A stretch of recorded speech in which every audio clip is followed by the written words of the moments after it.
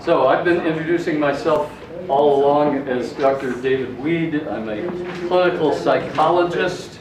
I am not a physician. I just want to be clear about that. I'm not here to give you medical advice. I'm here to tell you about an approach to diabetes that you may want to learn more about. Okay? If you are on medication, don't make any dietary changes until you've talked with the person who's prescribing your medication.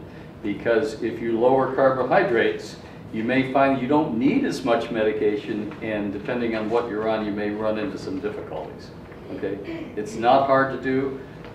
Every physician I know of is perfectly happy lowering your meds. Okay? And if you come in and say, I'm going to reduce my carbohydrates, they'll more than likely say, that's terrific, let's drop your glucose, and especially if you're on insulin, that's the one you'll run into problems with.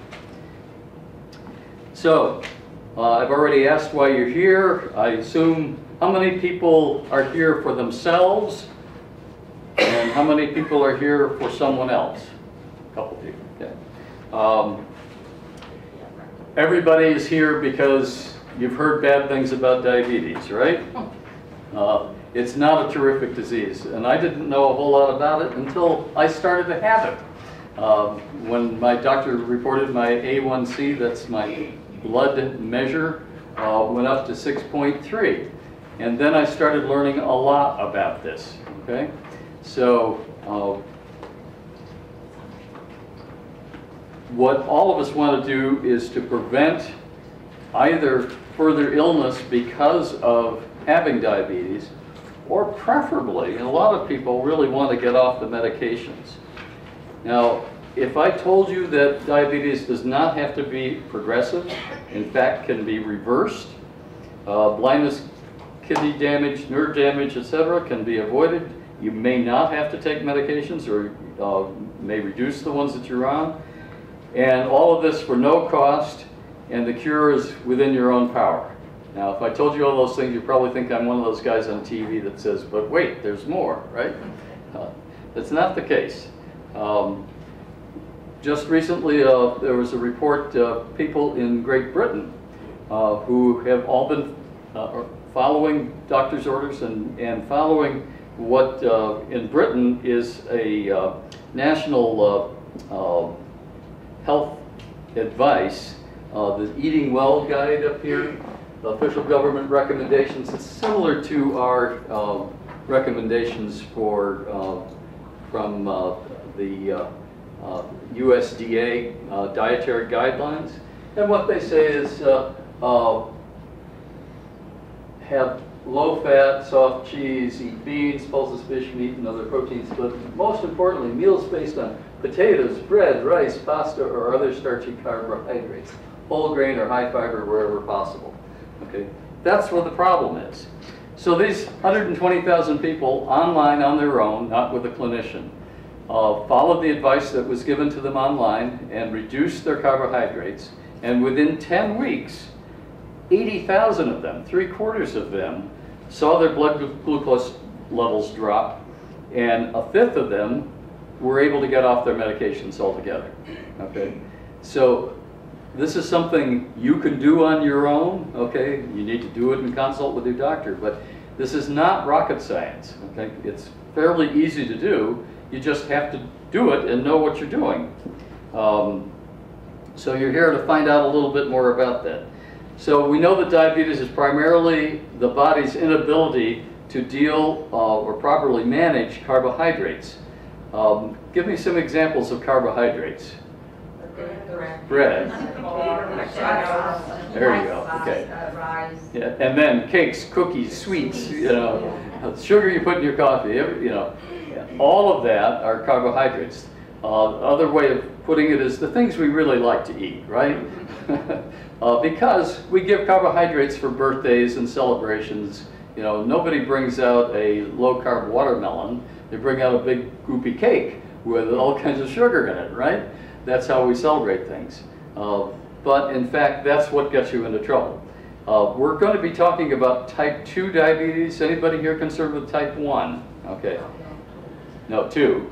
Type 1? Yeah. It's a little bit different in that your body needs to have insulin, so don't go off your insulin, okay? But if you lower your carbohydrates, you won't need as much insulin, okay? But otherwise, the benefits are the same, okay? And there are people, there's a guy named Bernstein, who's in his 80s now, has been following a low-carb diet all his life, done very well with it, has written a whole book on it, and should look into it. It's specific for people with type 1. Type 1 diabetes is an autoimmune response where your beta cells die, your body attacks them in your pancreas, so you don't produce any insulin. That's not the case with type 2. Type 2 people produce plenty of insulin. The problem is that it's not getting into the cells, and that's called insulin resistance. So we'll talk about that in a minute. Standard definitions of how many people had an A1C. Okay, you probably all should. Okay, that's now kind of considered the gold standard of measuring blood sugar. They used to do more fasting blood sugar, where you take syrup and sit there for a couple of hours, and they take blood draws over that time. It takes a long time, and frankly, doesn't really end up with any better results than the A1C. The A1C is a quick test. You can buy the test at CVS for 20 bucks. Do it yourself at home. When I did that, and I brought the results into my doctor, he said, that's the same test we use. So there's no difference, okay? And it'll do just fine. But A1C tells you essentially how much blood sugar you've had in your system over the past 3 months, okay? So it's an average, and it's much better than when you do take blood draws. You're only going to know what your blood sugar level is at that moment. And as you all know, that will change throughout the day depending on all kinds of factors, okay? What you want is that average. So if you're essentially below 5'7", up to 5'6" is still considered normal. Mine's 5'3". Pre-diabetes up to 6'4", and I was 6'3" when I got the first report from my doctor. Clearly anything above 6'5" is considered diabetes, and these would be your average amounts of blood sugar that correspond to those, and what the results you would see with an oral glucose tolerance test. But working from that, you can see that this is really a continuum, and there's no like absolute, it's not like at 6.5 you suddenly change to diabetes, okay? You've had diabetes in the sense that your body's been struggling with what to do with sugar and other forms of carbohydrates in your system for a number of years. In fact, the best test to use right now is something called the Insulin Resistance test, and if you ask for that, you can get that. And it's a good thing to do if you're pre-diabetic, because it tells you before you move into the diabetes category what's going on. We really should be doing those tests for everybody over the age of 40 in America, because it'll tell us 10 years before they develop high A1C levels, okay? So, type 2 diabetes is mostly going to affect people who are older. I didn't have any of this problem in my 40s and 50s. Now in my late 60s, I do. People who are overweight, though you don't have to be overweight. 20% of the people who have diabetes are not overweight. Physically inactive, because activity helps to get the glucose, the blood sugar, into your muscles. High blood pressure or abnormal cholesterol may be also an indicator. High blood sugar, high blood pressure, and abnormal cholesterol levels, the big three, are also known as metabolic syndrome, because they cluster together and actually have some of the same causes. If you have family history or ethnicity, you may be more subject to this. And if you, as a woman, if you've had just gestational diabetes during pregnancy, that may be an indication that you're going to be pre-diabetic or diabetic later on. Same with polycystic ovary syndrome, okay? So, the bad news is blood vessels in the back of your eyes, the tiny ones in your kidneys, and the ones that support your nerves, particularly in your fingers and toes, are affected by high levels of sugar, blood glucose, okay? and that's where the damage occurs. So anytime your blood sugar is elevated, you're potentially doing damage to all three of those, okay? Some people are more sensitive than others, et cetera, but the bottom line is that's what you're working against, is having high blood sugar levels, okay? And in order to manage diabetes, you've all heard the story. Lose weight, oh, like that's real easy.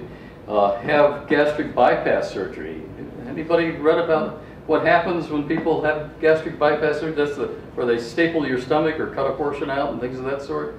And the discovery, they didn't know it until they did it, was that within days, before someone loses any significant amount of weight, within 3 or 4 days, the diabetes that they used to have resolves, goes away, okay? Yeah, disappears. And they said, why is that? There must be something strange that's going, there must be a gland in the stomach that we took out.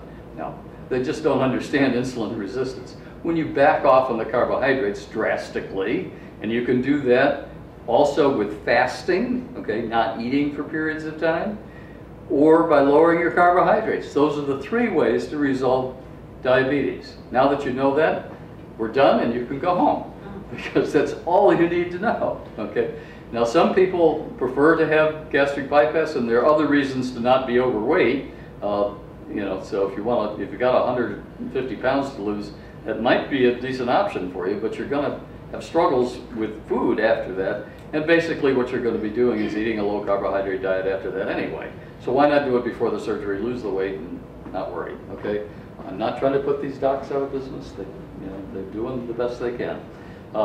So stress and smoking, some medications, etc., those changes can affect diabetes. But primarily, it's eating the right foods that we're talking about. That's why this is not costly and isn't all that hard to do. I've been doing it for 7 years. You need to understand that the theory about calories in, calories out, you know, calorie balance, how many people have heard that?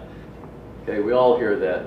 You know, burn off what you eat. Coca-Cola loves this, okay, because they'll say, you can have a Coke, you can have 3 Cokes, just run a lot, like 4 or 5 hours maybe, okay?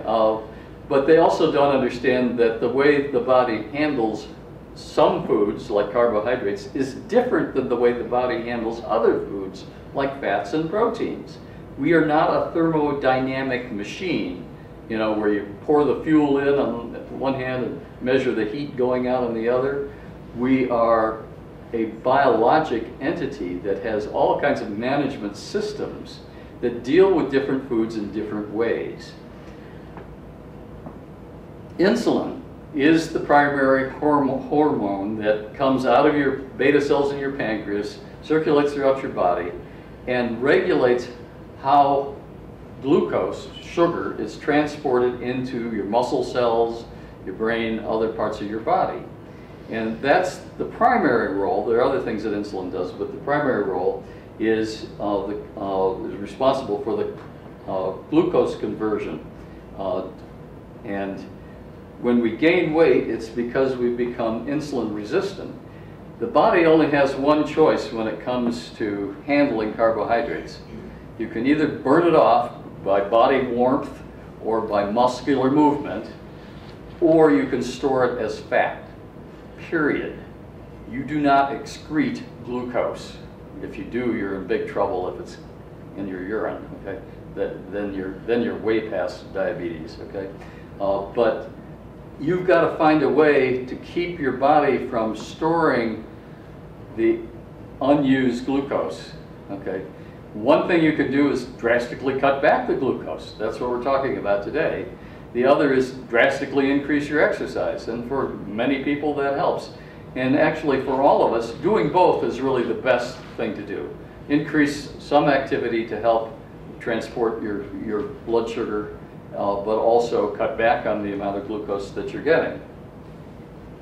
So when fat cells no longer accept glucose, blood sugar remains too high.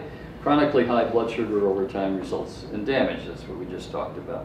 Insulin resistance develops when cells become resistant through overstimulation. In other words, they're getting too much. You're eating so much glucose all the time, you know, the snack throughout the day phenomenon, and you're insulins just keep pumping out and pumping out and pumping out, and your cells just finally say, I've had it too much, so they don't accept it anymore, and now your blood sugars go up.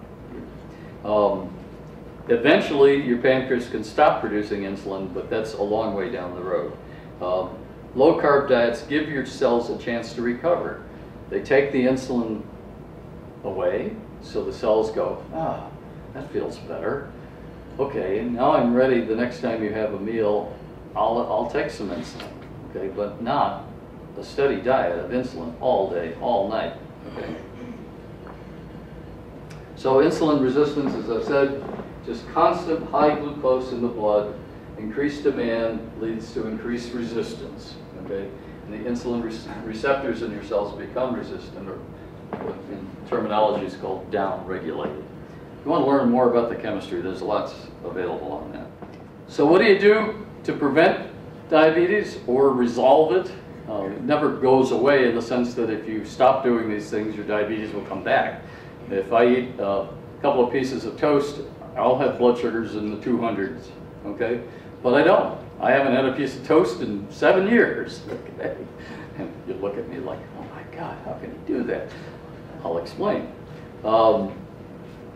You can increase muscular exercise to burn the available glucose, and increase healthy fats. And this is everybody gets it about lowering carbohydrates, but the hard part for me to explain is increasing fats in your diet. And we're going to get into that. So I know what you're thinking. If you don't have diabetes yet, eat as if you did to prevent it from happening. And if you do have it, stop eating the foods that make you sick. And the little cartoon over here says you can enjoy diabetes, high cholesterol, and hypertension. That's metabolic syndrome. Or you can suffer from good health. What do you want to suffer from? Okay. So let's talk some more about carbs. All carbs are made from sugars and convert to glucose in the body.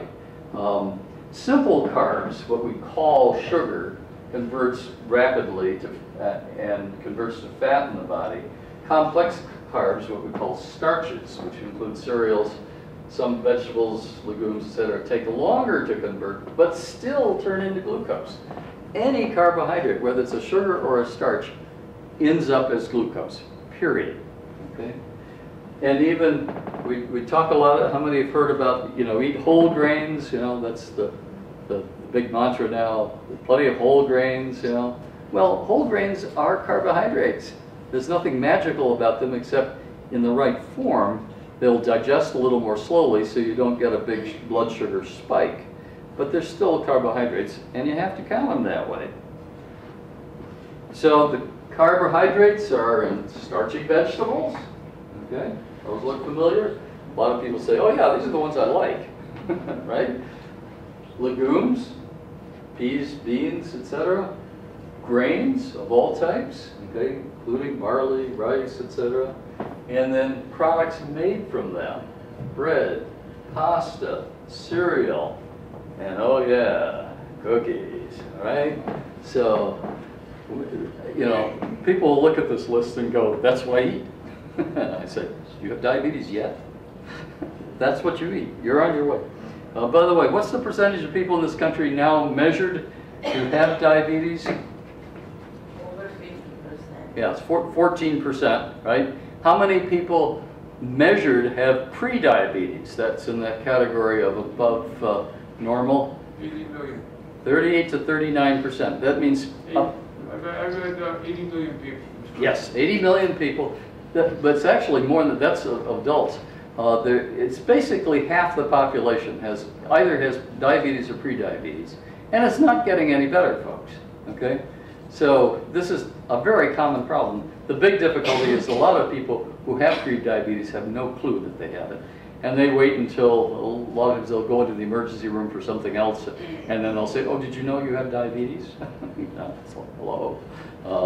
No, so people tend to avoid looking for it because they don't want to find it. So more sugars, I don't have to explain this, do I? This is a tough one. Relishes, barbecue sauce, loaded with sugar. Okay, look at the label. In milk, And yogurt has sugar in it, but we're going to talk about eating some milk, whole fat milk. How many carbs? Well, the standard American diet runs about 300 to 330 carbohydrates per day, okay? So let's take the lower figure of 300, okay? That's considered normal by the U.S. dietary guidelines, okay? And that's part of your, you know, plenty of servings of whole grains and things of that sort, all right? Now, if we look at 1 cup of cooked rice, 45 grams, what percentage of your total carbohydrate load for an average is that? You only need how many of those? 6 of those to get to 300, okay? 1 cup. 1 cup of rice. Anybody know anybody who eats more than 1 cup? Yeah. Go to a Chinese restaurant, you'll get more than 1 cup, okay? So you're probably, you know, you've got about a third of your carbs just in the rice alone. But then look at the rest of this. If you had a muffin for breakfast, you have potatoes, another meal, corn, peas, some veggies. Some of these tend to be a lot lower, and we'll talk about that. But then fruits, and then milk has a little bit. There's ice cream, about 15, and 2 small cookies, 15 grams.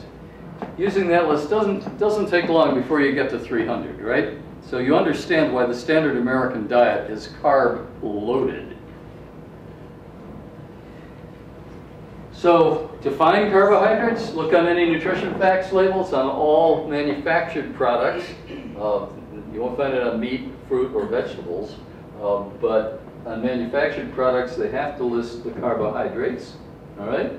And I don't even know what this refers to, but if it's 8 grams of total carbohydrates. The other thing you want to look for is just below it, fiber. Why do you want to know about fiber? Because if it's over 5 grams of fiber, you can deduct it from the carbohydrates. The doctor can what? You can deduct it. You can deduct it. Actually, it doesn't have to be over 5. Any dietary fiber you can subtract, because dietary fiber, by definition, is a carbohydrate that is indigestible. It goes through you, okay? It does not spike your blood sugar, okay? So to know the carbohydrate level of any product you're eating, subtract the fiber from the total carbohydrates, and that's your number. In this case, if it's 3 grams of fiber and an 8-gram carbohydrate, it's only 5 grams. That isn't bad. In fact, if you're looking for a particular product and you like to have bread, go to the store. I'll pass a couple of these around. Get yourself a low-carb tortilla or wrap. And anybody familiar with these? Yeah, pass these around. Those will give you a low amount of carbohydrate. Standard piece of bread's about 14 to 18. Okay, 2 pieces of bread, you're upwards around 30 grams. Okay, this you start with 8. I cut those in half, so now I'm down to 4, and then I just subtract the fiber, so I'm down to about 2.5. Okay, so if you need to have bread, the only reason I eat that is so I can hold something in my hand while I'm driving. The rest of the time, you know, if you're going to have a sandwich, just eat what's inside the sandwich, you know, knife and fork. You know, it's hard to do that when you're driving, obviously. I don't recommend it. So, regardless of what the source, the carbs are equivalent. It doesn't matter whether you're eating ice cream or a sandwich or pasta. It has the same impact on blood sugar, okay? So, if you're going to do a low-carb diet, what do you eat? First of all, there's no single low-carb, high-fat diet. Every diet has to be determined by what works for you. You need to know your individual reaction to carbohydrates, your tolerance for changes, and your willingness to make permanent changes in the way you eat. So what you need to do is look at 3 things. Your weight. Does everybody have a scale? No. Yeah. Upstairs, away. Yeah, tuck it away somewhere. Well, make your scale your friend, because it's going to give you important information about what's happening in the body. If you don't have a scale, your belt will tell you the same thing, okay? Weight gain is an indication that you're getting too many carbohydrates. Weight loss is a good indication that a low carbohydrate diet is working. And I just said, well, in our last group that we had one woman lost, what, 20-some pounds, and her blood sugar went way down. This is all in a matter of a few weeks and things of that sort. Like, we had several others. I don't know what your experience was, but anybody who tries this gets pretty much the same results, okay? Like I say, it's not rocket science. You cut the carbs, your weight drops, your blood sugar goes down. You may have to make some changes to your medication. It's pretty much straightforward like that, okay?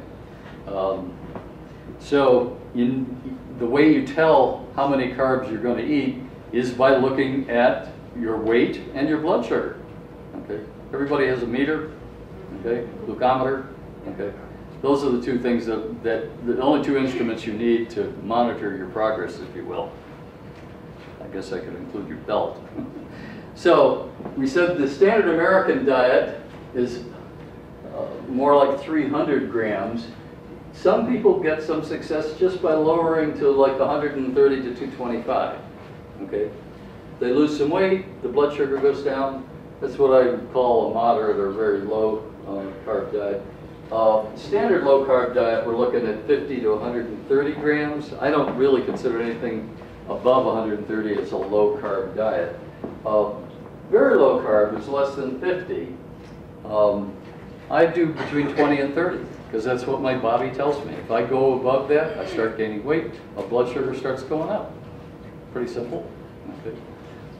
But I'm not you, so you're going to have to find your own level.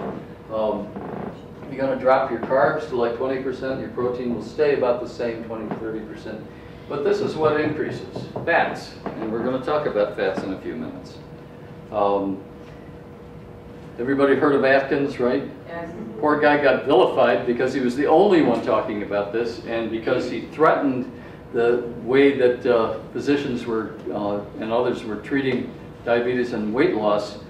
They just pounded him into the ground, and you can read all about that on the internet and stuff like that. But that's the problem with being a radical voice too early in the game and not having other people who are supporting you. Okay. Now there are literally hundreds of clinicians and researchers who are onto this and have developed a lot of support. And I'll tell you where you can go and find out more about that. So there's an entire community, to the point that there's almost been a war this past year among dietitians and people in this field, between those continuing to say we need to do what the USDA guidelines recommend, and those who say, no, we don't. We need to throw those out. We need to go to a low carb diets for essentially half the population. Okay, the half of the population that's obese and ready to become diabetic if they aren't already. So things have changed. So the low carb diet, you change what you eat, not how much. There is no calorie counting. Okay, you do need to keep track of your carbohydrates, but after a while you get pretty good at knowing, you know, peanut butter is about 4 to 6, and you know, tomatoes about 7 depending, and bananas like 13, you know, on and on and on. You'll soon kind of do your own mental calculations, and if you're only talking about getting to 30 or getting to 50, it's not that hard to, you can sit down on a piece of paper and write down what you had today and figure it out. And once you do that a few times, then you know what you're going to be eating. Okay, you get a kind of a carbohydrate radar. You know, I walk into a restaurant now, I can tell you exactly where all the carb dishes are. They're the ones that are on all the tables around me that everybody else is eating. Okay, so you're going to modify what you eat, use the results that you get as your indicator.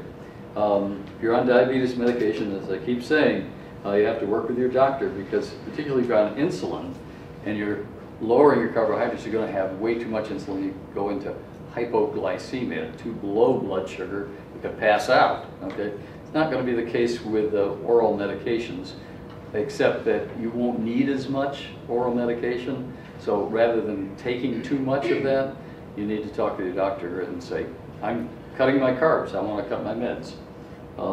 They'll do it, and they're happy to do it. They just think you're one of the strangest patients they ever had, because most of the patients say, I just want to keep eating what I've been eating and take meds to cover it, right? You familiar with that routine?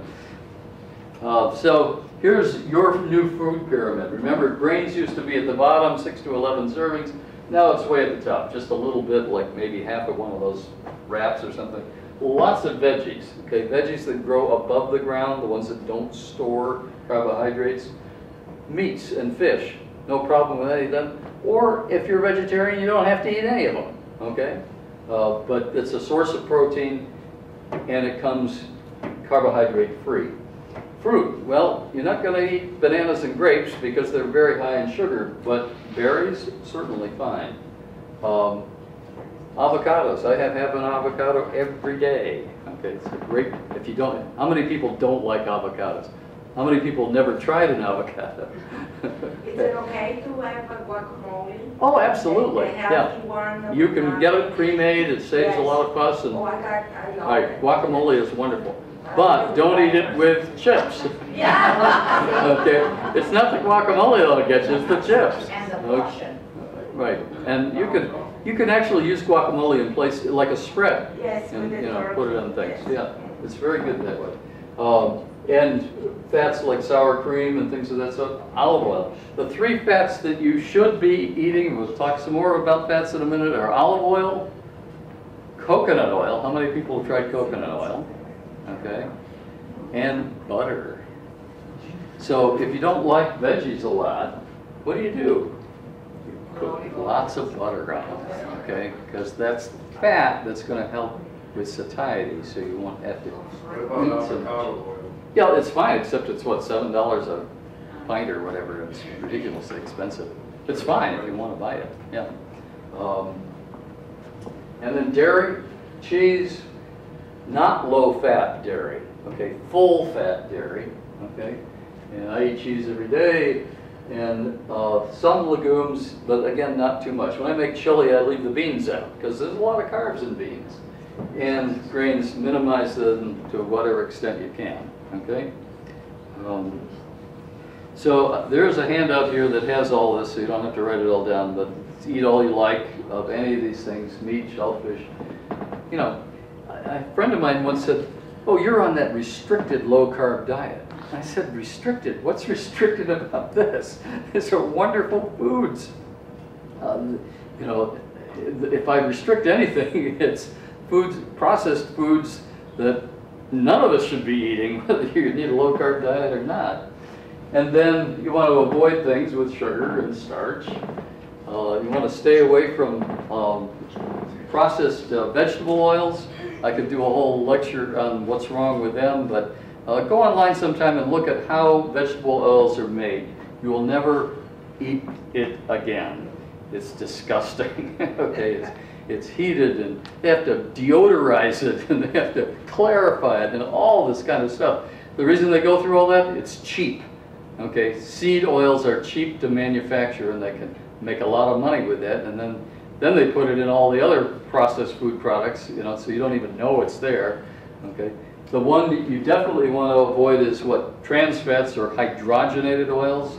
They will literally kill you. They'll give you a heart attack, and they stopped research on it because it was killing the people in the research study. So that's the one that's banned by the government as of next year.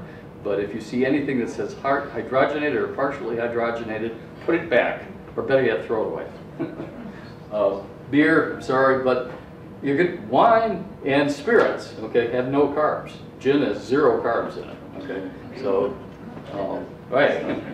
I'm not advocating for a lot of alcohol. You don't have to have alcohol, but I'm saying that a lot of diets, you know, alcohol is forbidden because of its calories. All right, well, it's not an issue with this, okay? Fruit, as we said before, depends. These are the carb contents of half a cup. So you get things, nobody's going to eat rhubarb without sugar, but blackberries and raspberries aren't bad. Strawberries are okay. Watermelons, okay. But then you get up to cantaloupe, honeydew is a little more, and definitely by the time you're up to grapes, here's our problem area. How do we know that these are the 2 highest sugar fruits in America? because that's what everybody eats. Okay, all you have to do is look at what everybody eats, and you know what you shouldn't be eating. Okay, so berries can be included. Okay, and it's nice. I mentioned earlier about whole grains. The problem, whole grains are better. Why? Because they have more vitamins and minerals, because you get the carbohydrate, you're getting some nutrient content, and there's some protein, things of that sort. The problem is, though, that they come with a lot of carbohydrates. The other big problem with whole grains, now you see them all the time, you know, everything's whole grain, whole grain. Well, the grain that they're putting in there is highly processed, highly pulverized to dust, okay? And when it gets inside your body, rather than sitting there for a while to digest, you know, the body has to kind of work through the outer hull and things of that sort. You end up with the body absorbing whole grain just as fast as it would any other refined grain. You know, so you may say whole grain and it's not doing you a whole lot of good. I'll have some dietitians getting all over me about, oh, you need to have whole grain. I agree, you need to have fiber, you get plenty from vegetables. My counselor, the dietitian, SNN, suggested that I eat good grains. Yeah, well, that's what they're talking about. Good grains not are... the whole grain, but the one that have a lot of seeds and a lot of the 7 seeds. What they're telling you is you need to get plenty of fiber in your diet, and I agree with that.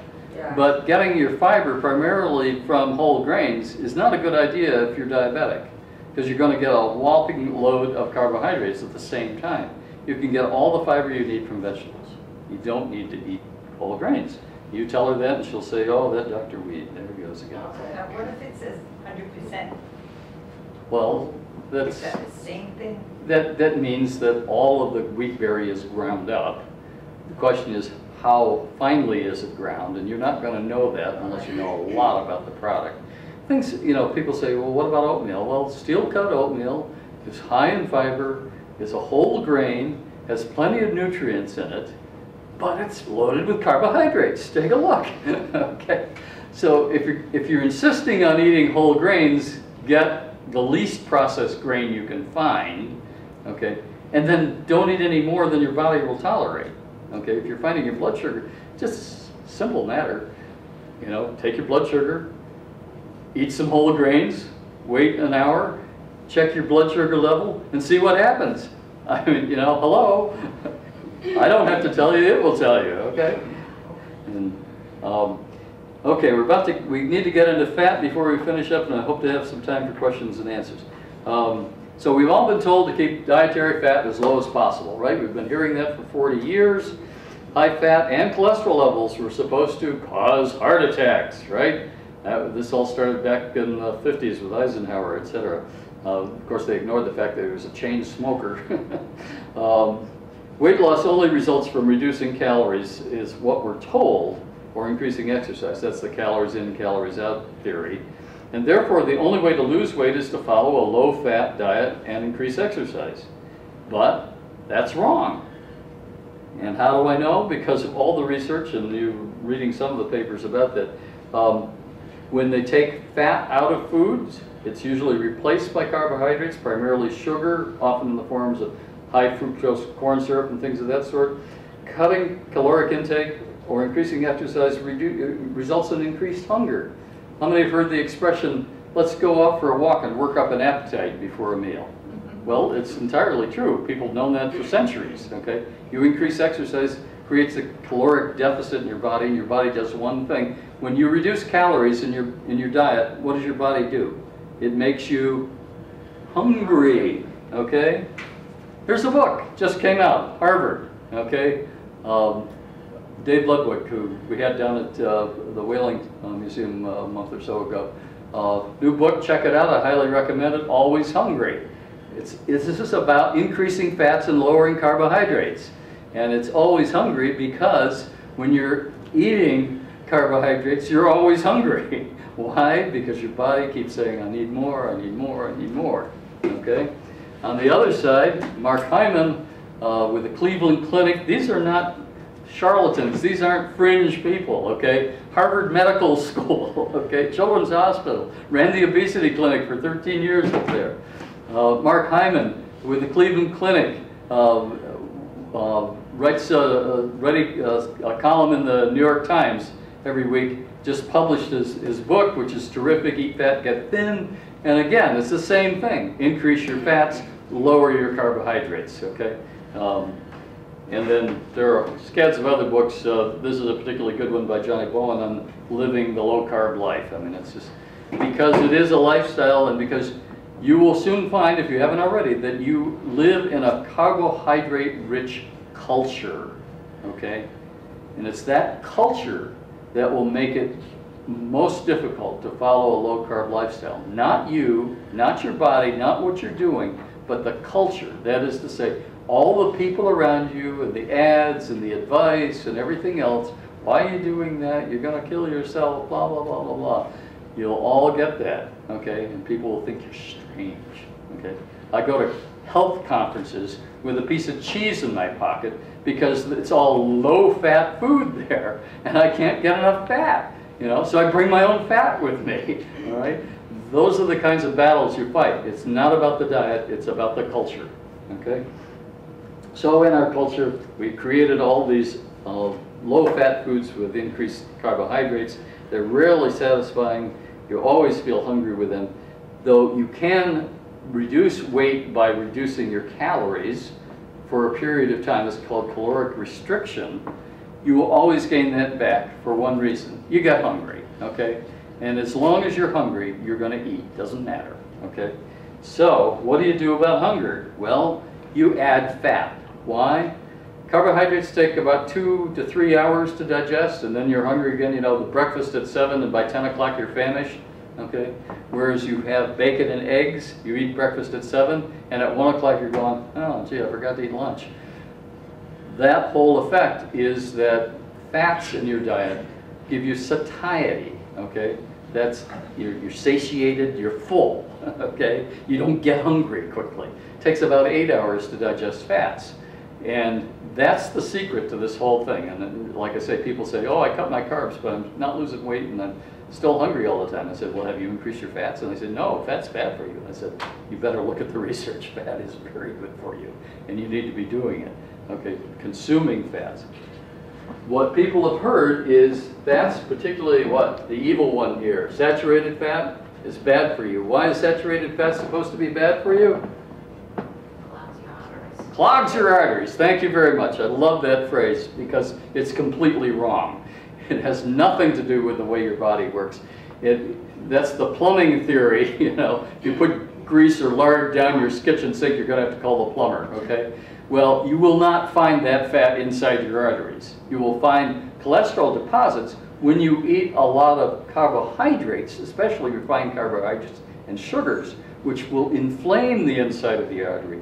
And then your body uses its own manufactured cholesterol, not what you eat, to make a patch, if you will, to heal it over. Okay, that's where the cholesterol was discovered, you know, in people who had heart attacks. Has nothing to do with fat, nothing. Okay, and I can do another hour lecture on all the research behind that, but it's clear now that fats, including saturated fats, have no relationship to heart disease. What does? Carbohydrates. So even if you're not diabetic and you're eating a lot of carbohydrates, you're increasing your risk for heart disease. Half the people who have heart attacks are also diabetic. Remember the damage to your arteries? That's what that's all about, okay? There's some people even saying that everybody who has a heart attack was really diabetic or insulin resistant. They just didn't know it, okay? So for carbohydrates becoming now known as the cause of heart disease, we've got to get this message out of the general public that fats and saturated fats are bad for us. The easiest, the clearest way to say it is they're essentially neutral. They're neither bad for you nor good for you. Don't worry about them. Okay? Other fats we know. Anybody heard about seafood being good for you? Okay? You know, have a couple servings of fish. That's because it contains omega-3. It's a kind of fatty acid that's very good for you. Okay? You need that a lot. We're getting too much of plant seeds and things of that sort, polyunsaturated fatty acids. though they've been associated with reduced levels of heart disease. It's down here, refined carbohydrates and starches, industrial trans fats, etc. This is where the harm is, not up here. Another chart, okay, again, our saturated fats, things like meat. Meat, by the way, has half of its fat is not saturated fat. There's no such thing as pure saturated fat. You can't find it anywhere. All fats come with a mixture of saturated and unsaturated fats, and I can get into the chemistry, but I'm not going to bore you about that. So your meats and cheese, essentially neutral in terms of increasing blood levels of fats, and there's a difference between dietary fat and blood fat. They're two different things. Here's the avocados I have, the olive oil, salmon, flaxseed, etc. These are all good things to eat. You want to cut back on definitely things like corn oil, sunflower oil, and clearly stay away from trans fats like margarine. And trans fats are in all kinds of products, pie crust, etc. You know, and it's processed foods. The manufacturers love trans fats because they're very stable, they're very cheap, you know, and for years we used to get our McDonald's fried in them. Isn't that great? So moving right along, fat doesn't stimulate insulin like carbs. So when you eat fat, you don't get an insulin rush. Your body will use the carbs and then turn to burning fats. As you lower the amount of carbs in your body will move to fats, become a fat burning process, and that's what you want to do. And that's how people lose weight on low carb diets. The body starts to burn its own fat, which is principally the way our bodies are set up to begin with. We only consume carbs because they're readily available, but for most of our existence, we lived off of fats, and particularly animal fats. That was the primary source of calories. So the National Institute of Health, our wonderful government, tells us that we need to eat fewer high-fat foods. Lean meats and chicken and turkey without the skin. I did this for years, like everybody, okay? And choose low-fat or skim milk, etc. Well, this is not what's going on. Low-fat diets have been shown in over 30-some studies to result in more effective weight loss than low-carb diets. Eating whole grain foods, including whole wheat, breads, etc., etc. We've been told they don't raise blood sugar. It's wrong, they do. And then consuming low-fat or skim milk and yogurt were related to less, we're told not to eat them, but in fact, all these products, we're told that we'd have less diabetes. There's an article here about dairy products and how dairy products, full-fat dairy products, will lower your diabetes risk. So, in the end, the high-carb diet I put you on 20 years ago gave you diabetes, high blood pressure, and heart disease. Whoops. So that's pretty much what's been going on, okay? So very quickly, to wrap up here, what can you eat? And I won't belabor this, but that's typical American breakfast. That's why we're in trouble. Switch to this, okay? Nothing wrong with that. And if you don't like eggs, I can get you a recipe for flaxseed cereal. You can make it yourself. You know, buy all the ingredients of job lots. It's less expensive than other cereals. And put some whole cream on it. Enjoy it. Lunch, you can spiralize your zucchini to make pasta if you need something that looks like that. Just don't eat the bread, okay? Dinner, cook with cheese, drop the potatoes. If you're in a restaurant, order 2 veggies. Just don't do the potatoes and stay away from the bread when that comes. Just when they bring it to your table, say, no thank you, take it away, I don't want it, I don't eat that, that's not food.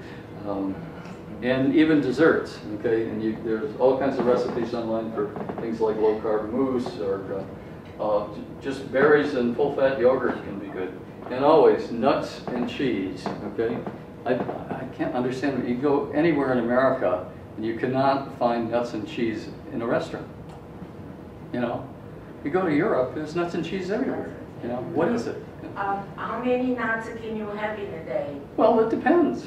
There's some carbs in nuts. Things like almonds are pretty low, but Yeah, I have 10 almonds a day. well, that may work for you, and you'll know when you stand on the scale whether it's working for you. Okay. Right. Okay. So I'm going to finish now, but you want to do your own exploration.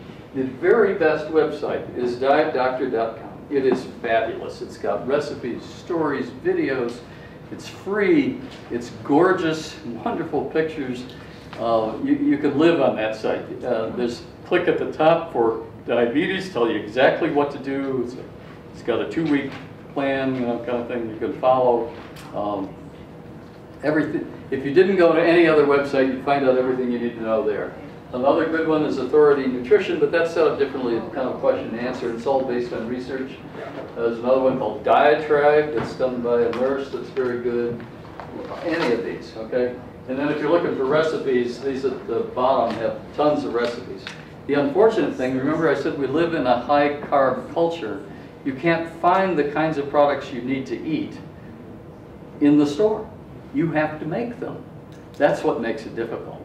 If the store were full of low-carb products, genuine low-carb products, not these high-priced charlatan products that you sometimes see advertised, it would be possible for you to do just fine on a low-carb diet by going to the grocery store.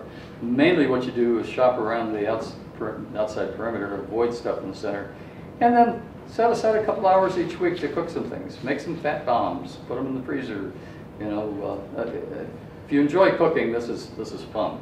If you don't, you know, it's a little more of a challenge, okay? So, if you have any more questions after this, I set up a web page. There it is. Did you all get this? All of these slides are on one of these handouts here. Here it is. If you didn't get it, everything that you just saw on the screen is on that. Pass that around. And you can email me with any questions. I work with Amanda Rapoza, who's a registered dietitian at South Coast Hospital. She discovered this about 4 or 5 years ago, has been working with her patients ever since. And for patients who do this, not everybody will do it, but for the ones who do, they get excellent results, excellent. And the standard story is, the doctor says, you're diabetic, I'm sending you to the dietitian. They go and they talk with Amanda, they agree to do low carb. And within about 3 weeks, they go back to the doctor, and the doctor looks at their A1C numbers are way down. They've lost 10, 15 pounds. They look great, they feel great, etc. And the doc says, well, I don't know what you're doing, but whatever it is, keep it up. The point being, the doctors know nothing about this. I'm trying to be fair to them, but they don't, okay? The dietitians too often immediately think you want to have cakes and cookies and bread and all that kind of stuff because everybody else does. That's the way the American Diabetic Association promotes this is, well, if you're diabetic, you should be able to eat like everybody else. Well, yeah, if you take a lot of medicine, maybe, but you're still getting sicker and sicker as time goes on. You know, they're beginning to catch on, but it's going to take a while. So, any quick questions? Yep. How do you kill the addiction to carb? How do you heal it? How do you eat it? Well, yeah, the very first thing is, I have a meal with really good carb, very little, but then when I'm done, I'm hungry, I want something sweet, and it's just, I can't. Two quick answers to that. One, the fewer carbs you eat, the fewer sweets and everything, the less it'll be a problem, okay? Because you really do lose the addiction. When I went off this 7 years ago, I couldn't believe the difference in how much better I felt. And when you don't eat them, you don't get that craving again. That's what makes you want them, is the fact that you've had them. So when you don't have them, you don't want them. It's hard to explain until you do it. Yeah. You know what I'm saying? Christmas, you know what I'm saying? You shouldn't do without the sweet. You know what I'm saying? But don't eat it every day. Well, that's the moderation kind of approach. But I will tell you, your body doesn't take a vacation. When you eat a carb at Christmas time, it's a carb. I'm sorry. It doesn't know. Your body doesn't say, oh, I'm off for Christmas. So you have to be careful with it. The other is artificial stevia. Equal. Oh, I have that. Yeah. This will sweeten anything, okay? And a lot of the recipes use that. Yep. men often consume more carbohydrates and then burn them if they're very active. If you're on a job where you're outside using your muscles all day long, you may be able to tolerate a lot more carbs, okay? But it's not because you're a man, it's because of your activity level, okay? Women would get the same effect if they did Is that. Splenda bad for you or good for you? I've been eating a lot of Splenda. Splenda, it's fine.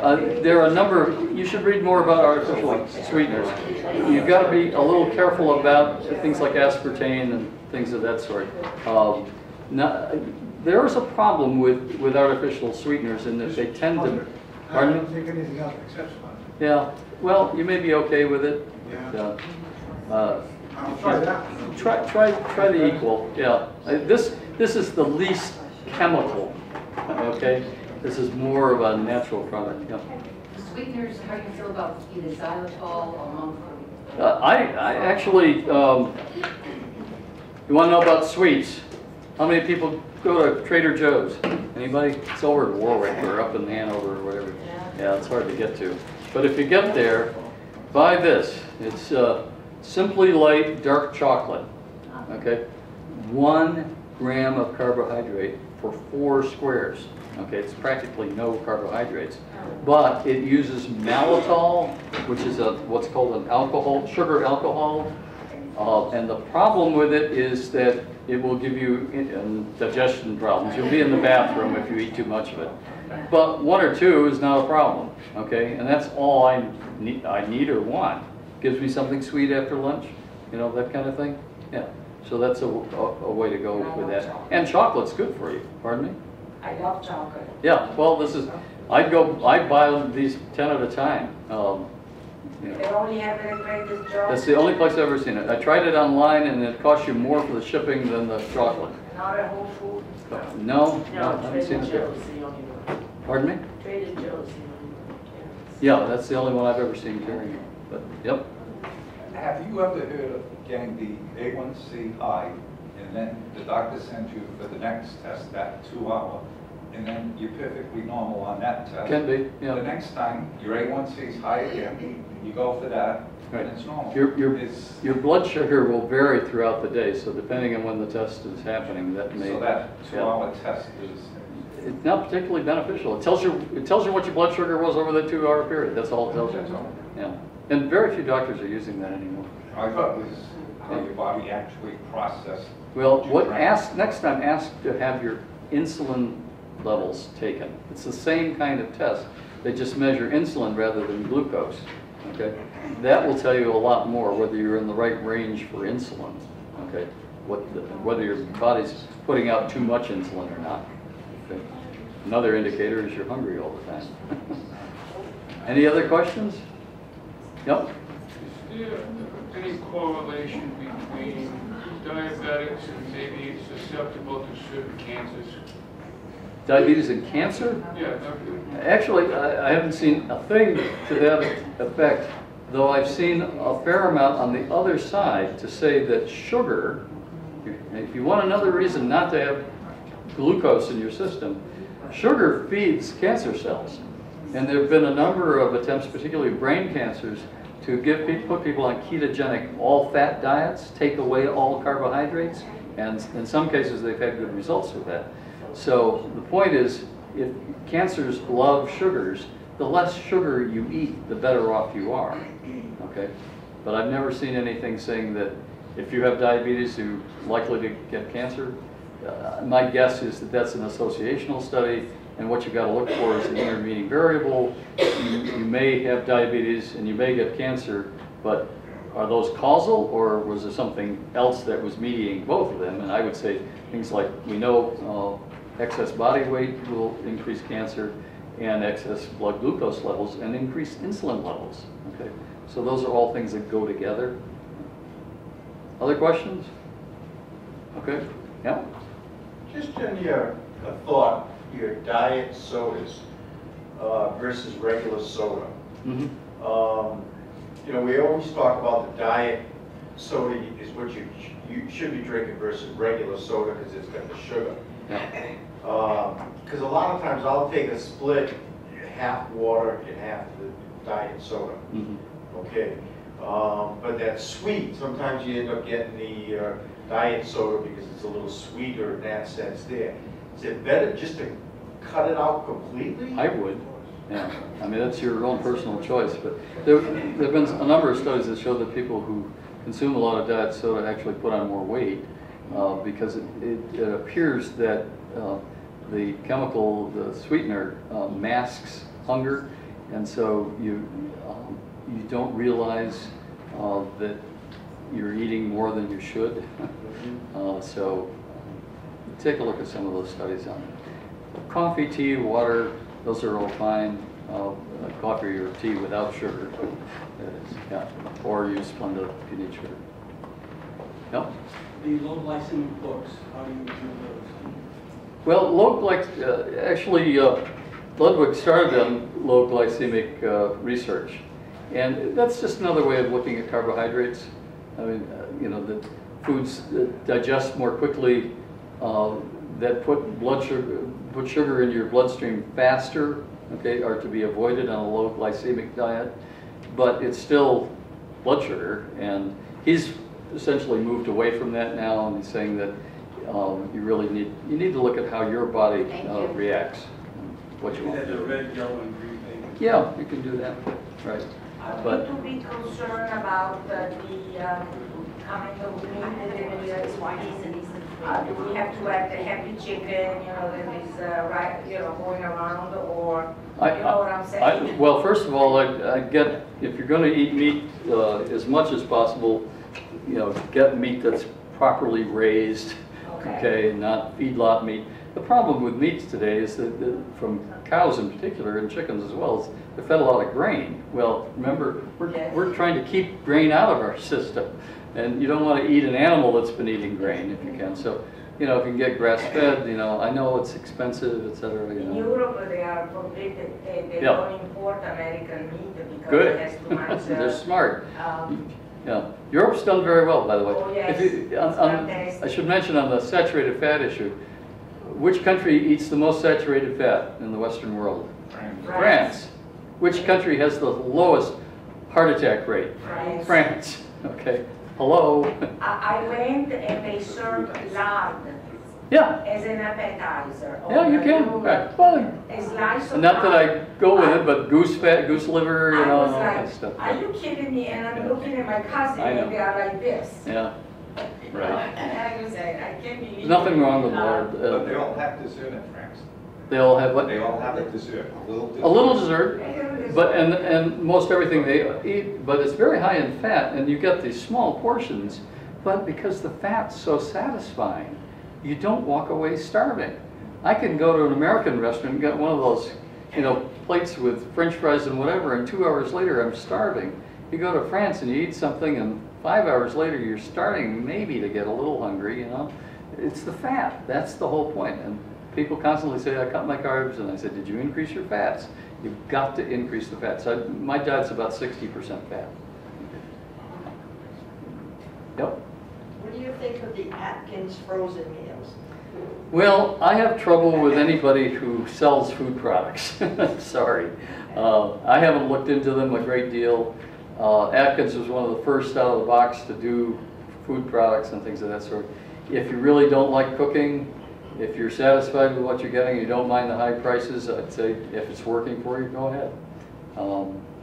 It's more the idea that why do we have to have someone else make those food choices for us? I know much better what's in my food when I buy it and prepare it myself. And I'm not talking about elaborate preparation. You know, I'll stop at the fish store and, you know, get some sole or salmon or one thing or another. And then last night I had asparagus and, you know, plenty of butter on it, and some coleslaw or something of that sort, you know. I mean, it's real easy to make. It takes me 10 minutes to make dinner. It's no big deal. Tastes great. You know, it's just the right, it's just what I want. And I think in the long run, it's going to save you money. So. Is it still considered a healthy meal? One. Say you eat one a day. Yeah, the Atkins meal. Is it if- considered a healthy Well, meal? your body will tell you. You know, you're doing okay with that? Mm-hmm. Okay. Then I wouldn't say never eat that, but I'm just saying there are other reasons why you might not want to. Is it best to buy Yep. extra virgin olive oil or just olive oil? Well, extra virgin just means it's cold pressed. And you want any of your oils. The biggest problem with seed oils, corn oil and safflower oil, on, is they're heated and put under pressure and then loaded with chemicals that clean them and all this kind of, just read about the process, it'll make you sick. And it's the heating that oxidizes the oil. Sometimes it's cold press. Cold press, yeah. But that's what virgin means, it's cold press. But you have to read the labels in the bag. Right. And make sure that they don't say, added, like if you say Italian, whatever. But they have added Turkey, Spain, and other Greece oil. And Right. sometimes they found out in Italy that they were putting kind of That's crappy right. stuff in it. Saving money by mixing other oils in I had to there. buy the California Ranch olive oil. They have it. If you're doing cooking, you really, you should use coconut oil because it has a much higher smoke point. If you're going to fry anything, there's nothing wrong with frying if you're using the right oil. Coconut oil is very good for anything that needs high temperature. Olive oil you really shouldn't be heating. It's the same problem. Seed oils, olives are seeds. Anytime you heat a seed oil, you increase its oxidation. It becomes rancid, okay? And oxidized oils inside our body are not a good thing, okay? It's oxidation that causes the inflammation, that causes the arteriosclerosis, etc., okay? So you want to keep the oxidation down. But, butter, coconut oil, and olive oil will take care of everything you need in terms of oils, okay? Other questions, or we're about to wrap up here? You've been a very attentive audience. We all set here? Good. Good. Thank you very much.